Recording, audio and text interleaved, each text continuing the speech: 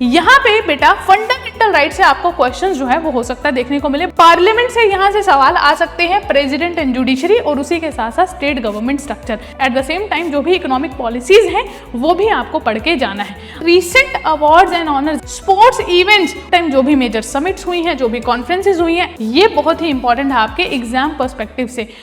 Hello everyone, अगर आप भी DSSB जेई के लिए पढ़ रहे हैं तो जनरल अवेयरनेस का बेटा यहाँ पे 80% ऑफ द क्वेश्चंस आपको इन्हीं टॉपिक में से देखने को मिलेंगे। तो आइए एक बार देख लेते हैं कि यहाँ पे सबसे ज्यादा क्वेश्चंस जो हैं, यानी कि 80% ऑफ द क्वेश्चंस आपको इन्हीं टॉपिक में से देखने को मिलेंगे। तो जल्दी से यहाँ पे टॉपिक्स को देख लेते हैं ताकि आपका रिविजन में जो है वो काफी ज्यादा हेल्प हो जाए। अगर मैं यहाँ पे हिस्ट्री की बात करूँ तो हिस्ट्री में एंशिएंट, मिडिवल और मॉडर्न इंडियन हिस्ट्री रहती है। बहुत सारे बच्चों की एंशिएंट और मिडिवल हिस्ट्री काफी ज्यादा वीक होती है, तो सबसे ज्यादा फोकस आपको मॉडर्न हिस्ट्री में करना है। और मॉडर्न हिस्ट्री में भी आपको सबसे ज्यादा फोकस जो है वो करना है फ्रीडम स्ट्रगल में, यानी कि 1857 से लेकर 1947 तक की हिस्ट्री में। और उसी के साथ साथ यहाँ पे जो भी हमारे फ्रीडम स्ट्रगल मूवमेंट्स हुए हैं उन पे आपको बहुत ज्यादा फोकस करना है। देन आपको यहाँ पे फोकस करना है हमारे हिस्ट्री में, खासतौर पे हमारे फ्रीडम स्ट्रगल में रही की हिस्टोरिकल पर्सनालिटीज पे। अब बात करते हैं पॉलिटी और कॉन्स्टिट्यूशन की। यहाँ पे बेटा फंडामेंटल राइट से आपको क्वेश्चंस जो है वो हो सकता है देखने को मिले। बहुत ही इंपॉर्टेंट टॉपिक है fundamental rights and fundamental duties. Preamble से क्वेश्चन देखने को मिल सकता है। जो भी इंपॉर्टेंट अमेंडमेंट्स हैं उनको यहाँ पे आपको रीड करके जाना ही पड़ेगा। पार्लियामेंट से यहाँ से सवाल आ सकते हैं, प्रेसिडेंट एंड जुडिशरी और उसी के साथ साथ स्टेट गवर्नमेंट स्ट्रक्चर।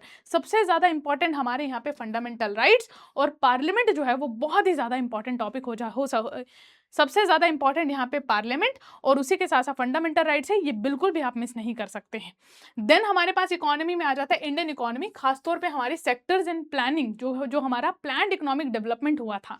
देन यहाँ पे यूनियन बजट, उसी के साथ साथ जीडीपी, इकोनॉमिक ग्रोथ, आरबीआई और बैंकिंग एक बहुत ही इंपॉर्टेंट टॉपिक है हमारे इकोनॉमिक्स का। और उसी के साथ साथ जो भी नई स्कीम बनती है and at the same time जो भी इकोनॉमिक पॉलिसीज हैं वो भी आपको पढ़ के जाना है। अब यहाँ पे बात करते हैं करंट अफेयर्स की। भाई करंट अफेयर्स को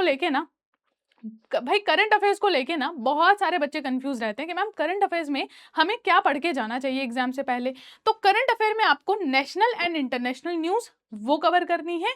उसी के साथ साथ जो भी रीसेंट अवार्ड्स एंड ऑनर्स हैं, यानी कि लास्ट 1 ईयर में जो भी अवार्ड्स एंड ऑनर्स मिले हैं, स्पोर्ट्स इवेंट्स और उसी के साथ साथ जो भी स्पोर्ट्स रिलेटेड टर्म्स हैं, and at the same time जो भी मेजर समिट्स हुई हैं, जो भी कॉन्फ्रेंसेज हुई हैं, एंड बुक्स एंड ऑथर्स, ये बहुत ही इंपॉर्टेंट है आपके एग्जाम पर्सपेक्टिव से। तो अगर आप इतना कवर करके जाते हैं तो 80% क्वेश्चन आपको यहीं से देखने को मिलेंगे। तो रिविजन अगर आपको करनी है या फिर आपको अगर स्मार्ट रिविजन करनी है तो स्मार्ट रिविजन के लिए एग्जाम में जाने से पहले इन टॉपिक्स को जरूर पढ़ के जाइएगा। डेफिनेटली आपका सिलेक्शन जो है वो कोई नहीं रोक सकता। All the best.